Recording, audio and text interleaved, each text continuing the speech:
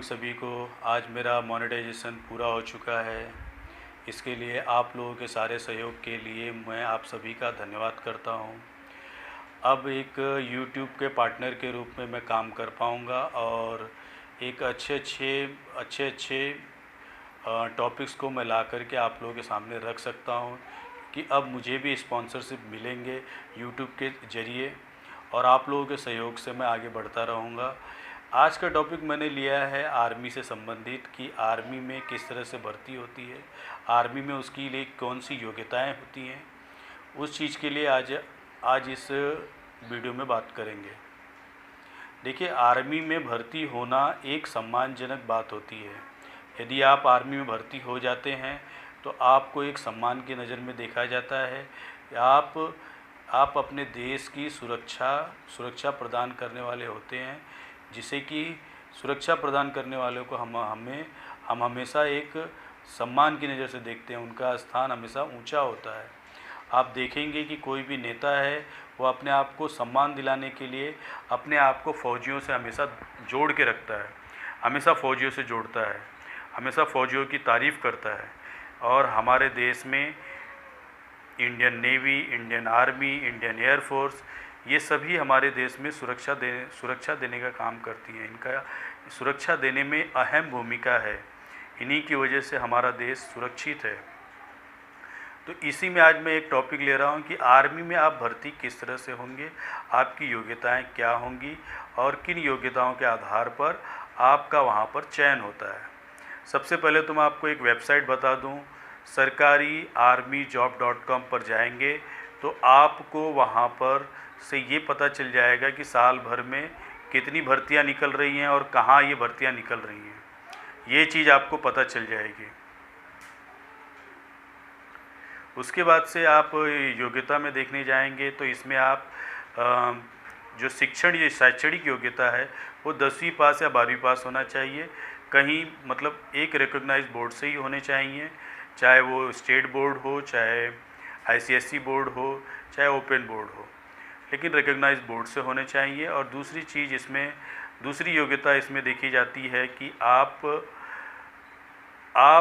उम्र, पहले जो व्यक्ति आर्मी में भर्ती होना चाहता है उसकी उम्र 17.5 से लेकर के 21 साल की बीच में होनी चाहिए। अगर यदि वो क्लर्क के लिए भर्ती करने जाता है तो उसकी उम्र 23 वर्ष की होगी तो वह उसमें चल सकता है। लेकिन आपको आर्मी में भर्ती होना है तो आपकी उम्र 17.5 से लेकर 21 साल तक की उम्र के बीच के व्यक्ति को ही भर्ती होती है। और इसके बाद से अब इसमें जो प्रक्रियाओं से पहले मैं सर्टिफिकेट्स की बात कर लेता हूँ कि किन किन सर्टिफिकेट्स की ज़रूरत होती है। जैसे इसमें डोमिसाइल सर्टिफिकेट की ज़रूरत होती है, कैरेक्टर सर्टिफिकेट की ज़रूरत होती है। उसके बाद से आपका जो आपने एजुकेशन लिया है उसका एजुकेशन का सर्टिफिकेट की सारी चीज़ों की ओरिजिनल लेकर आपको जाना ज़रूरी होता है। और जो आपने डोमिसाइल सर्टिफिकेट लिया है और कास्ट सर्टिफिकेट होता है, कास्ट सर्टिफिकेट अगर आपके पास है तो वो आपको लेकर जाना होगा। रिलीजन सर्टिफिकेट है तो वो आपको लेकर जाना होगा। इस तरह से कास्ट सर्टिफिकेट है तो आप कास्ट सर्टिफिकेट लेके जाइए, रिलीजन सर्टिफिकेट है तो रिलीजन सर्टिफिकेट को भी लेके जाइए। और ये सारी चीज़ें आप ऑनलाइन सर्टिफाइड करा लीजिए आप, क्योंकि पुराना 2020 के नियम चेंज हो चुके हैं।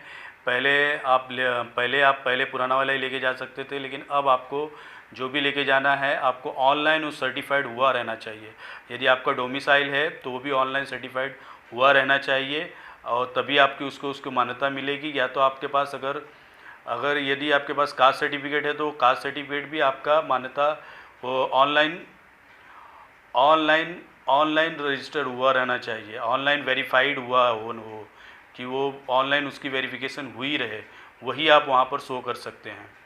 ये नियम चेंजेस हुए हैं तो आपके कैरेक्टर सर्टिफिकेट, डोमिसाइल सर्टिफिकेट, उसके बाद कास्ट सर्टिफिकेट, रिलीजन सर्टिफिकेट, और यदि आपके पास कुछ और सर्टिफिकेट जैसे रिलेशनशिप सर्टिफिकेट है, रिलेशनशिप सर्टिफिकेट यदि आपके पास है तो भी ठीक है, नहीं है तो भी ठीक है।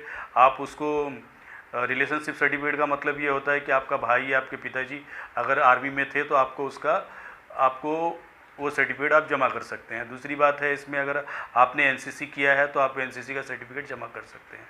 तीसरा, इसमें अगर आपने स्पोर्ट्स कोटे में कुछ काम किया है, आपके पास स्पोर्ट्स सर्टिफिकेट है, तो आप उस स्पोर्ट्स सर्टिफिकेट को भी लेके जा सकते हैं। लेकिन अगर ये तीनों चीज़ें नहीं हैं तो भी आप इसमें अप्लाई कर सकते हैं। जो आपको मिनिमम योग्यता बताया मैंने कि 10वीं और 12वीं आपकी पढ़ाई हुई रहनी चाहिए। उसके बाद से आपका वज़न 50 किलो हो, आपकी ऊंचाई 5 फुट 7 इंच होनी चाहिए, यानी कि 170 सेंटीमीटर। अगर महिला वर्ग की है तो 152 सेंटीमीटर उसकी ऊंचाई होनी चाहिए। ये बात ध्यान रखें। फिर से मैं दोहरा देता हूँ कि वज़न आपका 50 किलो कम से कम होना चाहिए, आपकी ऊंचाई 5 फुट 7 इंच होनी चाहिए, मतलब 170 सेंटीमीटर के लगभग, और महिला है तो 152 सेंटीमीटर तक की उसकी ऊंचाई चल जाएगी। इसके बाद से हम जब प्रक्रिया की बात करेंगे तो इसमें सबसे पहली जो प्रक्रिया आती है वो प्रक्रिया आती है दौड़ की। आप इसमें अगर दौड़ में अगर पास हो जाते हैं, यदि आप दौड़ में पास हो जाते हैं तो आप समझो कि आपने एक स्टेप आपने पार कर लिया। उसके बाद से होता है पुलअप और पुशअप्स। पुलअप और पुशअप्स पर अगर आपकी प्रैक्टिस अच्छी है तो आप उसको भी पार कर जाते हैं। दौड़ के लिए मैं कुछ टिप्स दे देता हूं कि कम से कम आप लोग आर्मी भर्ती होने से पहले कम से कम आपको 4 महीने तक दौड़ की प्रैक्टिस करनी होगी।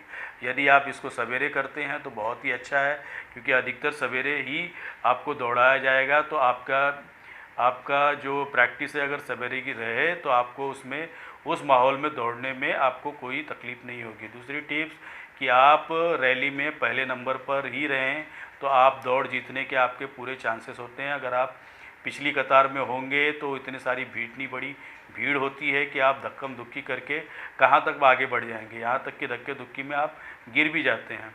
तो इसलिए आप कोशिश करें कि आप पहली कतार में आपका नंबर आ जाए, और पहली कतार में नंबर आने के लिए आप सबसे पहले वहाँ पहुँच जाएँ। अगर आप पहली कतार में हैं तो आप ज़रूर रेस में दौड़ जीतेंगे। और दूसरी बात कि आप दौड़ किस तरह से दौड़ करनी चाहिए, क्योंकि लोग दौड़ में ही निकल जाते हैं। दौड़ करने के लिए किस तरह से आपकी स्टेमिना बढ़े, आप किस तरह से स्टेमिना को बढ़ा कर रखें, इसके लिए बहुत सारी वीडियोस आपको दी गई हैं यूट्यूब पर। आप उसे देखें और उसको समझकर उसकी तैयारी करके ही आप जाएं। दूसरा है आपका मेडिकल टेस्ट। मेडिकल टेस्ट में आप पहले से एक बार करा के रख लें, क्योंकि मेडिकल टेस्ट के बिना पास हुए आप रिटन टेस्ट के लिए जा नहीं सकते हैं। तो मेडिकल टेस्ट आपको पास करना ही करना है। तो उसके लिए आप पहले ही मेडिकल टेस्ट करा लें कि आपका मेडिकली आप फिट हैं कि नहीं फिट हैं। अगर आप मेडिकली फ़िट नहीं रहेंगे तो आप वहाँ से रिजेक्ट हो जाएंगे, तो आपको वहाँ जाने की ज़रूरत ही नहीं है। इसलिए आप सब पहले ही अपने आप को मेडिकली आप अपने आप को चेक करवा लें कि आप मेडिकली फ़िट हैं कि नहीं है। तो अपने स्वास्थ्य का ध्यान रखें और सही से भोजन करें, जिससे वज़न बढ़ाने के लिए तो बहुत सारी, आलू खाने से भी वज़न बढ़ जाता है, केले से भी वज़न बढ़ता है। आप जिसका वज़न कम है वो मधु का उपयोग भी कर सकता है, हनी का उपयोग भी कर सकता है। तो उसके लिए भी आप वीडियो देख सकते हैं कि आपका वज़न किस तरह से, अगर आपका वज़न कम है तो आप किस तरह से उसको मेंटेन कर सकते हैं।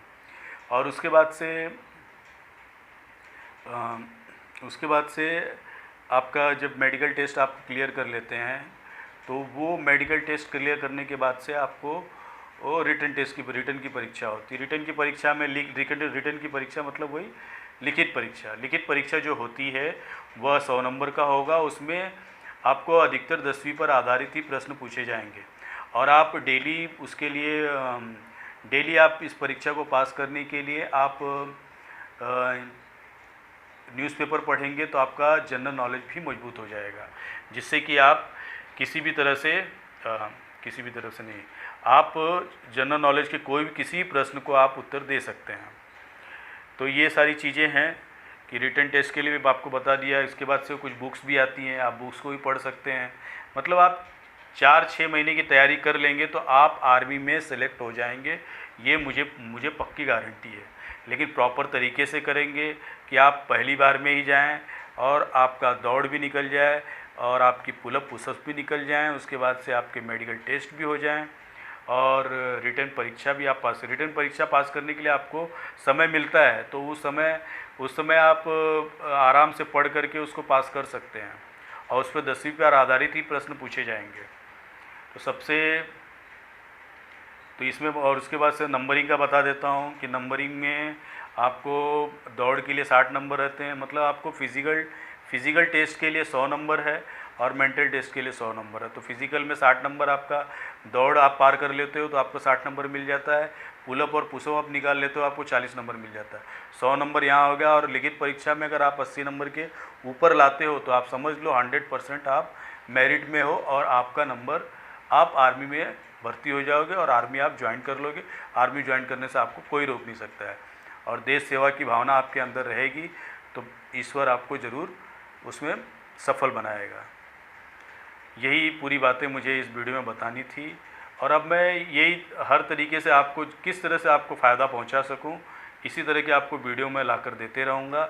इसमें यूट्यूब की एक शर्त है कि अगर आपको ये वीडियो अच्छी लग रही हो तो आप इसमें लाइक, शेयर्स और सब्सक्राइब ज़रूर करें। ये यूट्यूब का नियम है क्योंकि इसी पर यूट्यूब हमें स्पॉन्सरशिप देता है। बाकी आपको कुछ नहीं करना है। और कोई भी जानकारी, जिस जानकारी के लिए आपको ऐसा लगे कि मैं इस जानकारी में कुछ पूछना चाहते हैं तो आप कमेंट बॉक्स में कमेंट कर सकते हैं।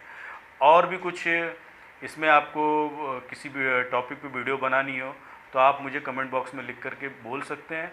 मैं उसका पूरा इन्फॉर्मेशन लेकर के आपको इन्फॉर्म करने की पूरी कोशिश करूँगा। धन्यवाद। जय हिंद।